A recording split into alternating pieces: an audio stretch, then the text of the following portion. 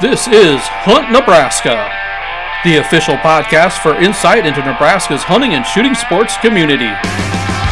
Be sure to give us a follow on Facebook, our space for sharing stories, information, tips, and techniques. Now, Hunt Nebraska. All right, welcome back. Episode 5 of How to Deer. We're going to get into some tips and tricks and strategies and all that type of stuff, which is going to be fun. This is probably some of the more highly debated campfire material right here, guys. Yep. This is what I'm looking forward to. I really am. And a debate, maybe. We'll see. This is the meat and potatoes. Oh, this is where rubber hits the road. Hungry. Don't make me hungry. Wow, there you go, folks. If you have joined us for the first 4 series or episodes in this series, thanks for doing that. We're going to have some fun tonight. If this is where you're joining in, you're jumping in right now, make sure you go check out some of those earlier ones where we talk a little bit about biology through the deer season. We talk about places to hunt. We talk about some of the rules and regulations, which are all important to becoming a successful and consistent deer hunter. But tonight, or today, I should say, we're talking about strategies to deer. Make sure you jump over there to the Facebook page, Hunt Nebraska. Give us a like, give us a follow. Also, make sure you subscribe to the podcast so you know when the next one drops and goes live to the world. So here we go. Let's talk about strategies to deer. And let's talk first, tree stands. A lot of folks up above in the trees hunting deer, whether it's archery season right now or as we get into the firearm seasons. It's a great spot to be. A lot of advantages that we've kind of mentioned in some of our other podcasts. But what are you looking for? I mean, not all trees are the same. What are you looking for in that decision when you decide, I'm putting my tree stand here? Jackson, you go. I know you've been out there a couple of times. Yeah, you bet. So when I'm looking for a good tree stand spot, I start big, okay? Start with the property, the surrounding area, start to key in on where those deer are moving through, pick an area, and then go walk it. See where those trails are at. Obviously, if you're bow hunting, you're going to need to be close to a trail, somewhere where those deer are traveling, a pinch point, something to funnel that activity. And then as far as the specific tree, that's when it gets tricky. That's when, you want a straight tree. You want something with where you can, depending on what kind of stand you go with, you may need a straight tree, like a climber or something like that. But otherwise, ladder stands make it pretty nice. You don't need that perfectly straight tree. So it gives you an advantage there. Yeah. Well, and I know you use one of those slings as well. A saddle. I'm not sure. I think my sling days for deer are past. I don't think I ever had my sling days for deer. I don't think I ever got to my sling days. I know they're past, but I don't think I ever had them. I'm not thinking that was what I was going to do. What style of tree stand do you use the most? I like ladder stands. Ladder stands to me are they're comfortable, they're stable. I mean, they're all stable if done correctly, but they're comfortable, they're stable, easy to get in and out to. I remember some of the days where I'd use all kinds of different stands, and I've just kind of settled on ladders. And man, I tell you right now, and the older I get, maybe I haul more stuff up into the tree. I don't know, but there just seems to be room for my stuff. I like ladder stands. Yep. All right. Now, where do you usually put that ladder stand? Because moving a ladder stand's a little bit more I don't like intensive. to move. Yeah, I like to put up enough stands to where I'm not having to move, but I will move them. Excuse me. If there's a need to move them, I'm one of those people that doesn't get comfortable with one spot. If I have to move, I will. But I also, after I've scouted my areas enough, I kind of know where they're going to need to be, and the habitat doesn't change much, so therefore my stand strategies haven't had to change much in some areas. When I look at an area, like Jackson said, he's right on. You get in there, scout the area. Of course, it starts with the map online. Then I get down there to the ground, burn some boot leather, and start looking at the area. But when I scout an area, I look at that area and I think to myself, now how would I most likely see deer utilizing this area? And they're likely going to move from here down this corridor into this bigger area, or out of this bigger area through this corridor back to the field or to the CRP or what have you. And so I get in there and hone into those spots. Am I looking at bedding areas and feeding areas and where they're likely going to be going back and forth to those areas, or where a buck might just want to be flying through chasing does, and that's not random either. And so when I get down into those little spots, I start to see trails and all that. And okay, now I kind of verified everything on the ground with the trails, and I kind of know where they're going to be moving. And I can't tell you out of the 5 or 6 trails in this one draw which one they're going to be using, but I then try to position my stand so that it doesn't matter when they come into that draw or they leave that bigger draw coming through this corridor. Any deer coming through that corridor, I position my stand to where I'd have a shot. And then it goes back to Jack. Now I'm looking for the tree, and I like the trees that don't have poison ivy growing on them. That's a no-no. I don't like to fight poison ivy anymore. Boy, that limits you in some spots. It really can. It really does. It really can. All right, real quick. Trails, bedding, feeding areas. Those are all 3 major spots for a deer. Every day they're going to make use of that. Trails, bedding, and feeding areas. So everything the same. You can find a tree. You can find a spot to get in and get out of. You can hang a stand or place a ladder or whatever it is. Which one are you going to be more likely to put your stand next to, within range of? Trails, bedding area, or feeding? You can only pick one. Good question. Me, it's trails.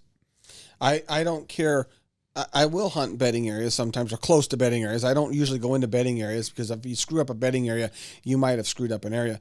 But in feeding areas can be random, right? I mean, they could come out in the dark. They can come out in those feeding areas in daylight. They can come out in different areas of the field.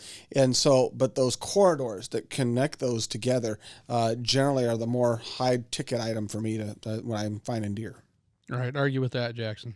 Well, I can't argue too much, okay. but I'll get a little more specific. So on my trails, I'm trying to find right off of the bedding in the what we refer to as transition areas. So where that deer, we talk about how they go from bedding to feeding, and they do, but oftentimes they'll kind of hold up in these transition areas where the cover opens up a little bit. It's not as thick as where they are in their bedding. As where they are in their bedding areas, and they'll kind of hang out there right before they go out to feed. And not only can I argue with that, but I'm going to add to it because in the evening, there's those transition areas, from the bedding area. I call them yarding areas sometimes, where they're in the trees and they're waiting to go out into the field sometimes, or they're picking around in the trees before they head out into a grain field. And a lot of times I've had better success not hunting the grain field on the edge, but back in the woods, maybe 50, 60 yards in an area that I know they're going to be meandering through or in till they go out in the field. Now, to point of reference here, we're going to look back at producer Kayla over here. I think I gave them 3 options, and they went with number 4. We've added a few more. Yeah, I mean, it's insignificant information. We cheated. Yeah, I think you did. Though they both voted for trails at first, and bedding to me has always been kind of that sacred. Don't bump them out of there. It needs to be. They might go to a different farm. They might go to a different part. Still within their home range where they got to feel comfortable with, especially with whitetails, is not as big as you think. But all of a sudden, it can shift them. As humans, we see the boundary lines, and we can tell properties where they change and whatnot, and where we can access and get to the deer. But deer don't see that. They see the whole landscape. So it's definitely a different way to look at it. Good point. All right. Now, you don't necessarily have to get off the ground to hunt deer, regardless of whether you're carrying a bow and arrow or a rifle or a muzzleloader or anything like that. And we talked about it in a previous episode. Ground blinds have really kind of come into their own the last 5-7 years, probably. Yes. And following some of the combines and some of the harvest across the state, all of a sudden you'll see these little blinds bopping up all over out there, especially as we get into November. So do you change your strategy at all if you're going to be hunting from a ground blind? I do. I don't do a terribly lot of hunting out of ground blinds, but the same kind of principles apply. But your vantage point changes. So you got to really think about where those deer are coming from and where you're going to be able to get a shot. Because instead of being 15 to 20 feet up in a tree where you can see a considerable distance around you, now you got to think about where to place that blind, where deer aren't necessarily going to notice it right away. They're not going to key in on it. Like if you just popped it up in a field or on a field edge. But then you got to think about getting that shot. Okay, so a little bit of difference. Yeah, I don't change my strategy. I think, like Jack said, I just change where I put the blind location now. It will change for me. And generally speaking, I'm tree stand hunting when I'm bow hunting. Ground blind if I'm going to be in a ground blind, which I do a considerable amount of ground blind hunting, but it'll always be during the firearm or muzzleloader season when I'm in a ground blind. And so that changes your strategy even in of itself because of the season and or the fact that I've got a little more range now, so I don't have to butt up so closely to a trail within a travel corridor. Now now I can pull that ground blind out of the travel corridor and just watch the entire travel corridor. Because it doesn't matter if he's on this trail or that trail, 30, 40, 50, 60, 70 yards difference doesn't really matter anymore to me. You can cover them both. Exactly right. And I go back to the days where, you sat on a 5-gallon bucket, or you leaned up against a Shot tree. a number of deer off a or 5-gallon bucket. you just found a stump in there, and you kind of looked for that, like you said, the roll, Jackson. Kind of getting up a little bit, still using some elevation to be able to see a little further, and I kind of employ the same thing. All right, so we've got our blinder stand placed. Now we're going to get into some other tips and tricks right here, folks, because one of the things that deer hunters constantly battle, regardless of how you're going to hunt them, is scent. And I thought you were going to talk hunger. I was like, you got it. That's a battle. Oh, no, scent. Yeah, scent. You just ate. I saw. Yeah. We were doing this after lunch for a reason. But, a deer's greatest defense is its nose. And fooling that is just tricky. And hunters, we always take that challenge on. We try to come up with a technique or something to help us out there do that. But it's still the one thing you probably have to think about some. And we talked about it before, nose to the wind. All right, but Jackson, I know you do a little bit more than just that. You're not hunting with the wind at your back necessarily, but you're going to add a little bit more to hedge your bet on scent control. I've done some experimenting. Last year I went above and beyond. I found that to really see any sort of advantages when you're using like scent control products, you have to go to the nth degree to get any sort of small. So what does that mean, the nth degree? What did you do last year? So shower before I go out, scent-free wash. Hygiene's good. All my clothes are washed and dried outside. Before I go out, I got an ozone bag, so they were ozone. My boots live outside. Wow. It was above and beyond. Back up just a little bit. You wash your clothes outside. Sorry, I wash my clothes and then they dry outside. Okay. Scent-free wash. I was thinking the old scrub board down by the creek. I was going to say, if you live by a creek, you might get away with that. I don't know how you're doing that, but Eastern Nebraska, that makes that's crick. So, crick. All right. I assume you don't just go and grab the normal laundry detergent out of the cupboard. You're probably using some type of non-scented soap or detergent in there. Yep. All right. Yep. And it's, you have to go through the whole thing. My backpack lives outside, all my gear, the scent sprays a little bit. I really believe that where you can make a difference is your boots. I think the place where people can key in on is your boots, because your boots, you lay down a scent track as you walk through the field, as you walk through anywhere. And if you can minimize that, I think that's a win that you can make without making a heck of a lot of effort. I got to agree there. I've gone to rubber boots, especially for bow hunting, and I have had less deer come across my trail and just freak out with rubber boots, walk right on past your trail or come up your trail, whatever. So I'm agreeing with you on the boots. Yep. I don't walk through like tall grass, because any grass that touches you, you're going to leave some scent. Deer are amazing. I mean, you consider they've got a better sense of smell than dogs do. By quite a bit. Mm-hmm. You're never going to beat them. You're never going to totally beat them. What I think you can do, and like I said, you have to go to the nth degree, is you can keep them calm enough. So last year I had deer where I can tell they're picking up my smell.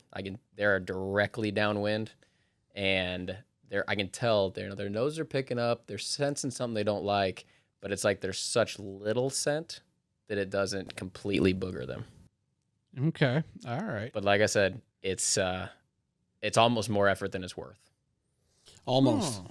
Yeah. Okay. I see some look there, Jeff. I'm now I the agree other with Jackson. spectrum, folks. The other end of the spectrum. Say, I'm the same as Jackson. I've done some research too, and I concluded we stink. Yeah. And I can't make it. I can't come to any other conclusion. And so when it comes to my strategy, my number one strategy is nose to the wind.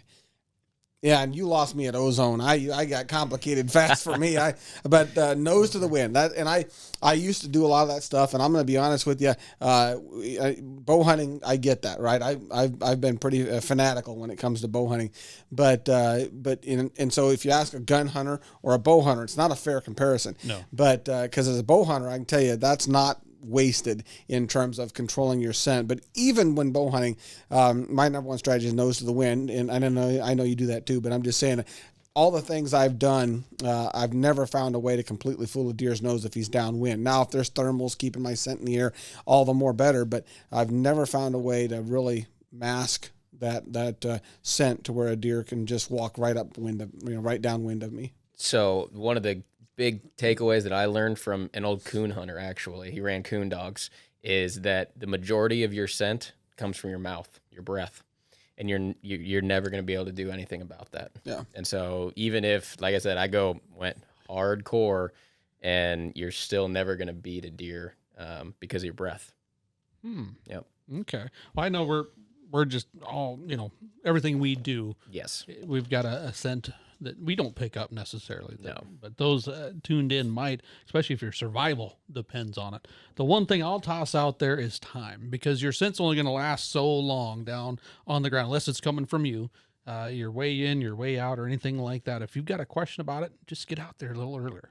Because I know with dogs, test with dogs, which again, deer have better sense of smell, more of an olfactory system adapted for picking up even smaller amounts than hounds. But that time is one thing that scent on the ground disappears a little bit better. So stay later, go in earlier, whatever it takes to make that happen. So now in that same vein, I mean, it's probably a multi-million-dollar business, is all the little scents out there. Doe and estrus, buck tarsal gland, doe pee, whatever you want to call it. How much do you guys use? I mean, Jeff, what do you, if somebody said, hey, Jeff, I'm getting into deer hunting, and it has a question about those scents, what are you going to tell them? And that's, again, when I was in my 20s, I spent a lot of money on that stuff. I had, when they came out with those scent deodorant sticks that you could just swipe on a tree, I was like, oh, that's the coolest thing, right? Because I was really into that stuff. Today, not so much. I don't use a lot of scents. If I'm going to go out and I use a scent, and I still do this once in a while, I use the old 35 millimeter film canister with a cotton ball inside, and I'll squirt some estrus scent in there and take that, and I'll have 3 or 4 of those maybe, and I'll take that to my stand, pop them open, sit them on the ground, and then head up to my stand. And again, like Jackson said, you will confuse them for a brief moment. And if that's when you're getting the shot, that's great. Then that's your whole goal. But it won't last long, and sometimes it can even work against you.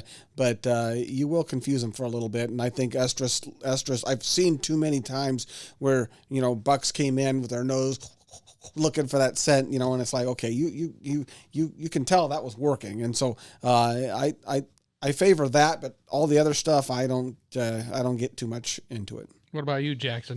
I mean, I've seen it work. It kind of depends on what you're after, what your goal is. I've never seen a large mature buck come into that. But I've seen young and small bucks and does stick their nose right in a film canister, like Jeff said. So kind of depends on what you're after. Everybody's got different goals when they go out there and hunt. Personally, I don't use any attractant scents. See, I think it's one of those things that if you have confidence in it, why not? Yep. Yeah. Why not? You're not really. You got out nothing but anything. time. There are certain scents and things, cover scents, things like that just to me, I smell them and just like, oh, yep. It's bow season. Things are happening. That type of stuff. It doesn't happen to be that really pungent can of doe urine by any means. No, it's going to get wet, but there are some others out there. But hey, if you think it's going to help, why not? That's the beauty of deer hunting. Exactly. You can mess around with it. But if you don't want to, hey, leave it at home. You've got, hours in the tree stand to second guess yourself, right? So, if it's something that's going to make you say, man, I'm glad I brought that, then by all means do it. Cover scents are another discussion. And they're a good idea until you get back in the truck. And when you get back in the truck and that cover scent's still on your pant leg or wherever, that sometimes isn't a good idea anymore, especially when the heater comes on and it's not it can be bad. There you go. Well, I knew a guy, an older gentleman that believed in aqua velva. Now, this is probably before your time. That was the old, I think aftershave or pre-shave splash or something like that before you used the electric razor. And he swore up and down that it attracted deer of all types and all sizes and things like that. Now, talking about scent after, I mean, that was probably a long discussion with his missus on why he was always coming home from the deer woods smelling of fresh aqua velva, because he would go through that and slather it on, not him, but in canisters and on cotton balls and things like that. And unique scent, to say the least. Well, I remember years ago being at a basketball game, Husker basketball game, and a gentleman came up behind me and he says, "Hey, you're the guy that did the predator hunting workshop years ago." And I said, "Yeah, I am." He goes, "I got a question for you." He goes, "How do you get that skunk scent off your clothes?" And I said, "What?" And he said, "It's on my clothes. It's in my truck. My wife won't even ride in a truck anymore." And I remember distinctly reminding him, you put that stuff on film canisters, right? Put that in film can, not on you. But so if you put that on you, that's on you. There's a right way and a wrong way. There's no question about it. Now, before we switch gears here, I do want to toss out, we mentioned it in some other of the earlier episodes, so I usually have a little can of Windicator or something like that, a little powder stuff. You guys, I know, use milkweed fluff or cattail fluff or something like that, because knowing which way that wind goes. Because getting on your phone or checking it on the computer before you leave or hearing it on the radio is one thing, but getting to your stand that just sits down below a ridge line or at the bottom of a field edge or something along a river or creek doesn't mean that wind's coming from the west evenly or from the north or anything along those lines. It swirls, it moves, it drops, it comes up and down, and I definitely like having that there just when I'm just making sure things are where I need them to be. Agreed. Keep that wind towards the nose for me and keeping those trails upwind. All right, so now we got to talk about, we can see a lot of things here on the table for those watching on YouTube. Attracting deer to us. We talked a little bit about scents, but sounds. Now, deer aren't known for making a lot of vocalizations or being very loud, like some of the other things we hunt, ducks, geese, turkeys probably popping to mind the quickest. But there are some sounds that deer make that can bring them to you, especially as we get into the beautiful time that we call the rut, that magic time at the end of October and through the first couple, maybe 3 weeks of November. So we're going to start right here, because I know this one's going to take the longest, and that's rattling. So we can get some of these antlers off the table in front of me so I don't knock them over. So, Jackson, I see you brought your rattling antlers. I like these. Why don't you start? Because I know this is like a religion to Jeff as far as rattling. I gotta get into character. You go ahead. I gotta do some thinking here. He just knocked his microphone over. We'll let Jeff get ready here. You go ahead. Rattling, imitating two bucks, cracking antlers, fighting. Deer do that. I mean, that happens out there. If you ever see it, it is a sight to behold.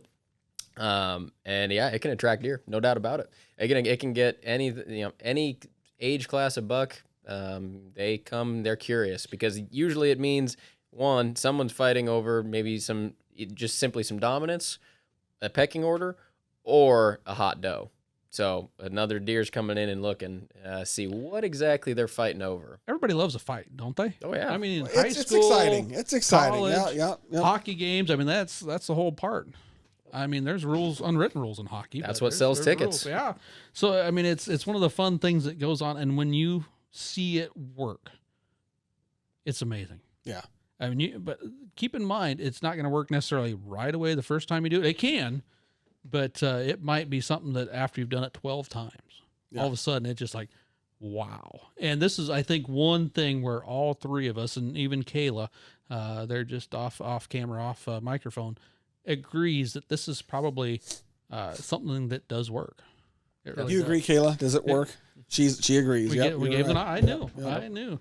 So let's walk through it. We're having a fight, but there's right ways to do it. There's ways that other people use, and doesn't seem to work a whole bunch. And you already deferring to Jeff. I'm already deferring to Jeff. I want to use those antlers. He's the resident. Those look. He's the resident expert. Those look really nice. I have to be honest with you. Those are good looking pair of antlers. So walk us through this. Yeah, Jeff. And like you said, it works sometimes, and so and it works sometimes too good to where you can't pass it up. I won't leave home without my antlers during the rut, and I don't rattle in October much, but when it gets into late October, early November, I'm pretty religious about rattling. And I'll tell you right now, when I first get to my stand, whether it's ground blind or a stand, I've had it work too many times to not believe that every time I crack these together, it's going to be a deer come running. That's what I'm used to seeing. Confidence. You're right, though. 1, maybe 10, 12 times it actually works, but it doesn't take very many to go, oh, man, there's something about this. And people get discouraged. Don't get discouraged, because it will work. And I'm going to back away here. I'm going to show you how I start here. First off, when I get to the stand and get set up, I don't rattle till I'm ready. And that means I'm ready to take the shot. I got my bow ready or my gun ready. Everything's got to be ready, because when you start rattling and they come in and you're not ready, you've wasted some time there. So I start out with just a little clacking, real gentle, and then just pull them away. And what I'm doing there is I'm trying to rattle, but get their attention for those deer that might be within 100 yards or so that I can't see, because I want them to not get spooked by the rattle, but I'm just and just pull them apart. And I'll not many times I've had deer just come walking in after I've done just that, because they were real close by. And I've also learned to do that from spooking deer by going into an all-out brawl the very first time I rattled and had deer go tearing out of the woods. So I start by doing that. And then I wait and I look around, might get on the grunt tube, throw a few grunts. And then after I let that happen a few times, I'll get into an all-out brawl, depending on the season. If it's just late October, I call what the Lazy Rattle, and I just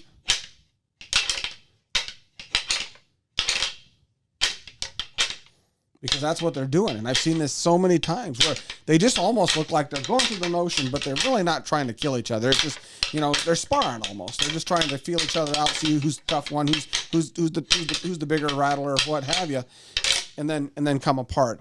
As we get into the rut, early November, middle November, man, I go into the brawl, and that's where I get these puppies together and crack them together real hard. And then I really start to put the rattle together. Now, they call it rattling. I call it more grinding antlers, because it's what deer do. Deer don't sit there and just rattle their antlers. They grind them together. And so I try to get that grind together too.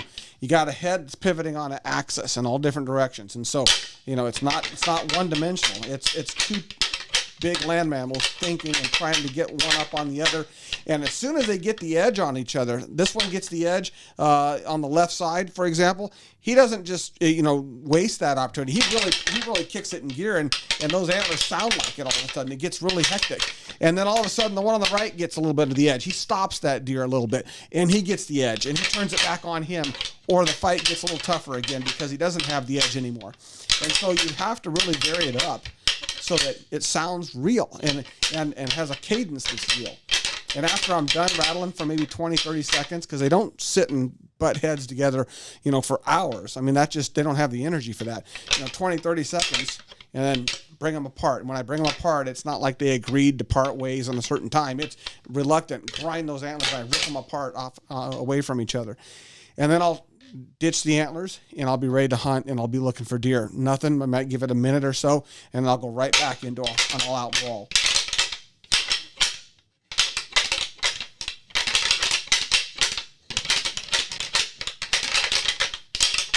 And rip them apart, and I'll do that 4 or 5 times. And after I'm done, put the antlers away and watch for deer. And they may come running in. They may come in 15, 20 minutes later, but they know there's deer over there. And if they're interested, they might be making their way over. Always have a plan where to ditch these things. On how many times I would look down, there's a big buck standing there, and I'm thinking, crap, I got these antlers in my hand. I'd rather have a bow in my hand. So have a plan to get rid of the antlers quietly so that you can take the shot too. Now, folks, Jeff actually has a video on YouTube where he goes into that a little bit more detailed, laid out from his clacking, lazy rattling to his brawling and all that type of stuff. But I can smell those antlers rubbing together. I mean, that's how much enthusiasm, especially for that all-out brawl that you put out there. Man, I can smell that over here. Oh yeah, they're burning. Those antlers are burning. Completely expect there to be a couple of bucks waiting for us outside. Don't open that door, Jackson. Yeah. Do not open that door. That's all I'm going to tell you. There's a right way and there's probably a lot of wrong ways. But over the years, and I've played with it, and I have to tell you, I've rattled with other hunters over the years, especially in my early years deer hunting, and I saw some that never got deer. I mean, just never did. And I had others that, man, just like they were the luckiest guys in the world. And I kind of started piecing together what they were doing. But then when I started seeing deer fighting at all different phases of the rut, it started to click to me, what it should sound like. And it should sound like the real thing. And the more realistic you can make it, the more opportunity you're going to have deer coming in. One thing I'll point out there, that the realism, if you're in a tree stand, your options are kind of limited for this. But if you're on the ground, thrash around. Yes, good point. Thrash around. you need to, if you've ever seen a deer fight, it's not just antlers going together. Yep. I mean, I remember vividly, I think it was about 2016, I was walking into my stand, and I look around, and it looked like a bulldozer came through this corner.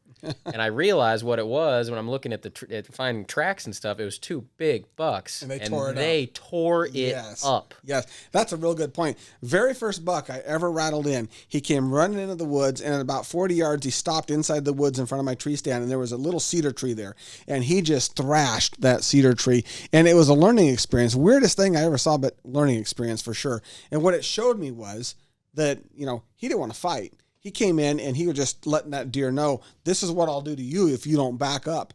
And it didn't work out for him. But on the same token, it was one of those things that I'll never forget that, man, they'll thrash trees. They get frustrated. They get mad. They also would rather fight a tree than have to fight another deer because that takes a lot of work, right?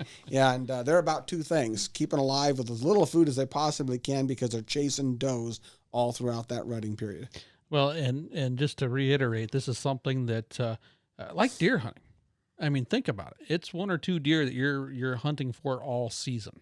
That opportunity, whether it's a doe or a buck, it really doesn't matter. There's a lot of patience. There's a lot of waiting. There's a lot of, even when you're in good spots, there's a lot of downtime, so to speak. Rattling antlers, when it happens, it can happen fast, or they can kind of mosey on in, but it doesn't happen necessarily every time you rattle. It's not like a video game or what you see edited down to 10 or 15 minutes for a TV show or video or anything like that. But when it happens, Game on, yeah. Excited because they do. Some of them are looking for that fight. Others are looking to watch. Others are just trying to, what's going on? Who's in here? Should I be nervous or should I not? Well, and you hit the nail on the head, Hershey. Age structure has a lot to do with it as well. Some of those more dominant bucks, those are the ones that generally come in really aggressive, just come running in sometimes before you even have a chance to put the antlers away. And then those bucks that might sneak in, doesn't mean they're little bucks. It just means a lot of times those might be less dominant bucks. Usually it is smaller bucks or younger bucks that try to sneak in because they're curious, but they don't want to be like in the center of the arena with the 2 bucks fighting because they've gotten their butts kicked already. They don't want to do that again. And so they'll sneak in. And a lot of times those are 2.5, could be even 3.5-year-old deer, nice big deer that sneak in and just, they don't want to fight. They just want to, they're curious. Yep. And so keep your eyes open because it can happen slow, or like you said, they can just come charging in. There you go. Rattling good. Now, other actual vocalizations. You guys both have some tubes here. We're going to get into that. Bleats, grunts, all sorts of different little noises they make. Those are probably the 2 most famous. The grunt of what we often think of as a buck, and the bleat call of does and fawns and things like that. So let's start with the grunts. How often do you guys use grunts? Only when I see a deer. Only when you see a deer. All right. I will blind rattle sometimes. I will not blind grunt. I've never seen it work.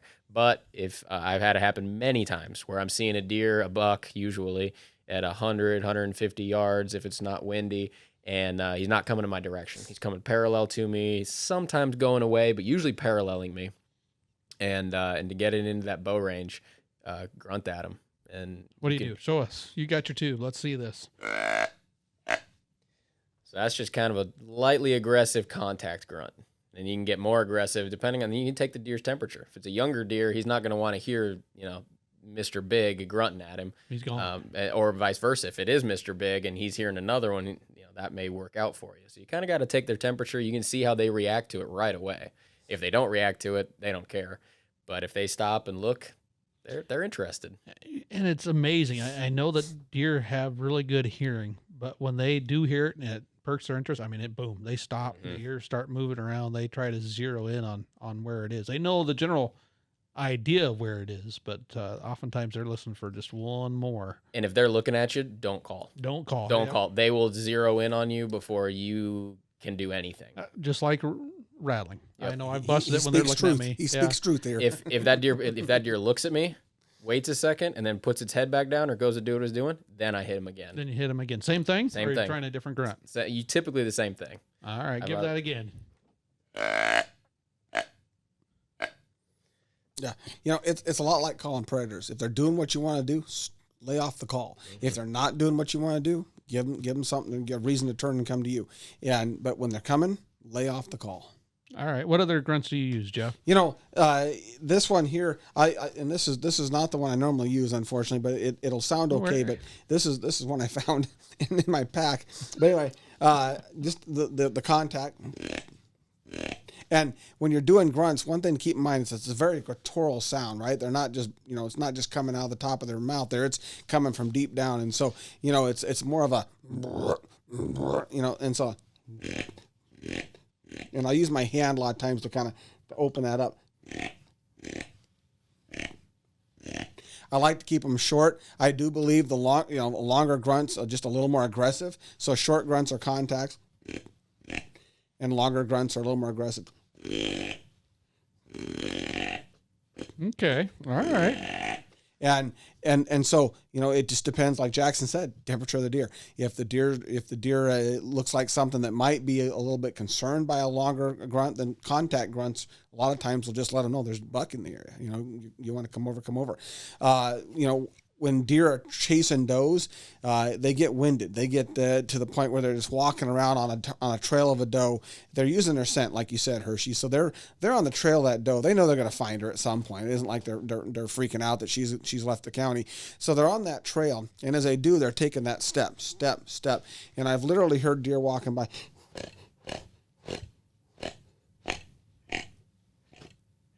It's about that loud too. Yeah, real low, faint. And so I sometimes have thrown that in as well, but agree with Jackson 100%. I called at deer, not call blind, because I don't want deer to just go scent me. And I gotta say, the deer, when they're making the grunt sound, it's pretty quiet. Sometimes it's almost, did I just hear what I thought I just heard? Yep. Oh, yep. That's a grunt. And when folks get that grunt tube, sometimes I think one of the things a lot of us try to do is overblow through that tube, because we're used to, calling turkeys or geese or something like that, which takes a lot of volume, and this doesn't do that a whole bunch. I also like, I don't see it on yours quite like I do on Jackson's, Jeff, where it's got the adjustability to make it deeper, make it a little bit higher pitched or what have you. And I think your normal call has that, if I remember right. So you can do bleats, and you can do grunts, and you can do deep grunts. You can do higher pitched grunts, not bleats, but actual grunts again, but higher pitched, younger deer. And I'll tell you, I've grunted to deer, and years ago all you had was one tube, no way to really vary the pitch, and so I remember grunting to deer many times, and mature bucks, and turn around and just run like heck to get out and just leave that area.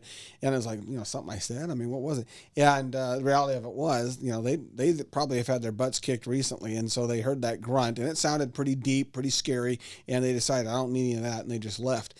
And a more dominant buck might come right into that, but sometimes I like to back off with adjust it to a higher pitched grunt, as Jackson was alluding to, and make sure that they have an opportunity to not get too scared of that deer. On the other hand, too high pitched a grunt, it might sound like a deer that's not threatening to that buck, and he may just ignore it, like, oh, that's just that one young whippersnapper. I don't care if he's in the area or not.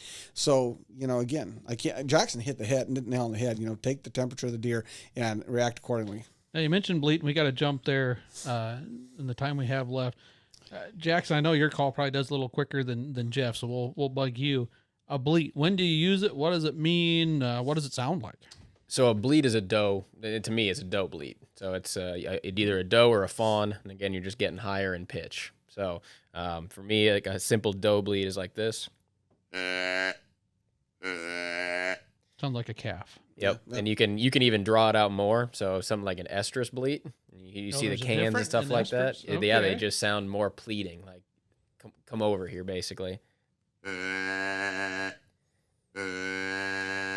That can, you guys have all seen the can. That's an estrus bleat. A little more, blah, blah, and I know it sounds silly, but that's exactly what that can does. The same thing. It's an estrus bleat versus just that that bleat that does will give out. And so that was good, Jackson. So when do you guys use it?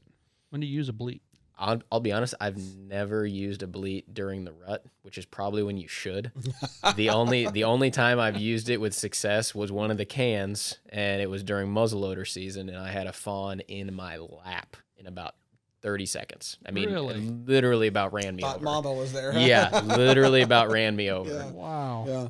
And, if I won't call blind, but I will bleat blind. I will throw some bleats out there because when those bucks come into a bleat sometimes, it's kind of like rattling. I don't think they're sniffing around or much. They heard that sound. If they're nearby, just come jogging in sometimes. Gonna check it out. Yeah. I will say I know some folks that have used bleats, especially like we mentioned that can that you just turn upside down and right side up to make the noise. Early in the season with success with does. During the rut, I would say it probably works against you if you're got an antlerless tag, because does are now not only trying to stay away from predators, there's a lot of does that aren't in estrus, and they're trying to stay away from bucks. Yep. So if they hear another doe giving a bleat, they're thinking, uh-oh, so do the bucks. So do those little bucks that are just going to chase me for no reason.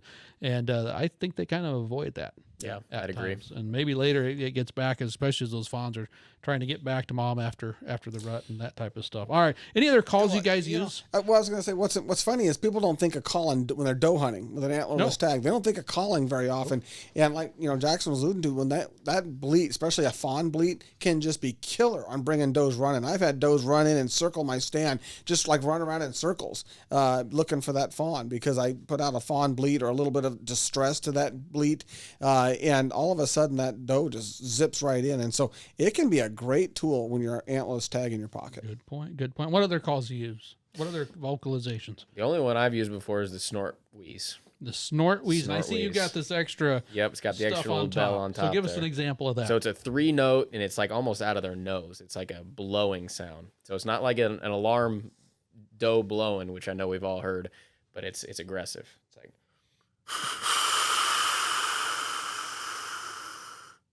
Wow. Like that. So it's a buck, and it's basically a middle finger. It's basically, it's like, don't show that. Yeah. We might be on YouTube right now. You're gonna get one of two reactions, and it's either really good or really bad. Like the middle my truck finger. tires made that sound a few times. It didn't turn out good, but anyway, so I'm familiar with the sound. That's like a guy. Yeah. What did you just say to me? Kind of thing. Yeah. So it's meant to work with the more dominant bucks. Yes. That absolutely. last little slap in the face. Mm-hmm. Exactly. All right. There's some neat things out there. I know we don't have time to get into all the different calls, so we've got just a couple minutes left. Other tips, other tricks that you have for new hunters or those that have just been doing it for a short time on any strategy, anything that you go to the woods with, anything you use. I know there's a camera right over here, Jackson.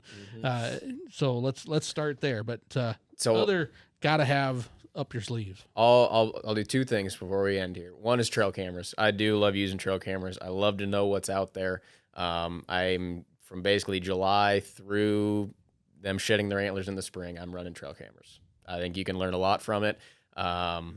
But at the same time, you don't want to go checking that trail camera every week. This is something that you need to leave there, let it soak, let it get some data for you, and then use it. And the other thing is, every time you see a deer when you're hunting, you should be thinking, why? Why is that deer doing that? Why is that deer there? What is it doing? Think about the time of year. Think about bedding to feed. So, try to figure out, have a thought process of why that deer is doing what it's doing. And that'll tell you, you can learn a lot. You should be out there learning every time. I think a lot of people see a deer and they just think, cool, there's a deer. I saw a deer today. That's great. If you can break that down and start to really analyze, deer don't do random things. Nope. During the rut, maybe. They still got a purpose. They still have a purpose. Great point. And so if you can start to break that down, you will learn a lot faster than the average hunter. There, I like it. I like it. What was number 2? That wasn't, sorry. Trail cameras were one. Oh, and then, okay. Try to refer picture to number what one. Yep. Trail cameras are number one, and that could be a whole podcast. But good. I like that. And then just learn. Try to think about what that deer is doing. Why? Why is that deer here and now? I don't know if you're going to be able to top that one, Jeff. Well, I'm just going to say persistence. It got me married. It got me a number of deer over the years. Be persistent. And if you're persistent, things will work out. Now, I've heard people tell me that, I've rattled before. It didn't really work for me. I guarantee you they haven't spent 15 to 20 mornings in a season rattling like I have. If they do that, that's persistence. Now, if you spent 15 mornings rattling and never seen a deer come in, I'd say, there's probably something we need to talk about. But persistence is key. And if you're out there, bow season, you're rattling, and then gun season, you're rattling. And I guarantee you're going to start to see things. And then you're persistent. You pick up on what you learn and you adjust and learn from those things. But too many people I've talked to, it doesn't work for me. It's never worked for me. And it's like, they've been hunting, a year or two. And it's like, well, you don't know if it's worked for you. You got to put some time into it. And so persistence is key. Get out there, try tactics, be persistent about it, and it will work. And don't kick yourself when you screw up. Oh, you're gonna screw up. That's the beauty. Yep, And if you can't laugh at yourself, you're already at the backs against the wall, because you got to be able to laugh at yourself, because you're gonna do dumb things. You're gonna spook deer. Deer do dumb things. Mm-hmm. Turkeys do dumb things. I can tell you stories about dumb things they've done. If I can tell you stories about dumb things I've done too. But if you're afraid of making mistakes, you need to change your attitude, because it really is about making those mistakes and then learning from them. And over time, you're going to have less mistakes, more successes, learn from those successes and keep moving on. But I've made some blunders that I walk out there going, what in the heck was I thinking? Yep. And then you walk away going, okay, but I won't do that again. And I'll try something different. And then the times it works, you go, was that blind luck, or was it? And then go back and it works again. You're okay, I'm on to something. Or twice in nature, I'm on to something. So be persistent. It'll pay off. There you go. And don't forget, folks, you can see the Rawlinson rattling method all described there on our YouTube page for Hunt Nebraska. So check that out. He gives you a play-by-play, step-by-step scenario of how to rattle and be good at it. So, hey, that kind of wraps this part up. So, folks, if you've got questions, jump onto that Facebook page, type them up on more strategies, techniques, or anything that you have there, because that is our site for getting out good information. That's Hunt Nebraska on Facebook. And don't forget to give the podcast a like as well and subscribe so that you know when the next one drops, because the next one, that's when it all comes together, guys. Holy bleep, I got a deer. When success follows you out there, you're persistent, you put those tricks to use, and you connect on a deer. We're going to talk about that more next time. So we'll see you on the next side. Hunt Nebraska, brought to you by your Nebraska Game and Parks Commission.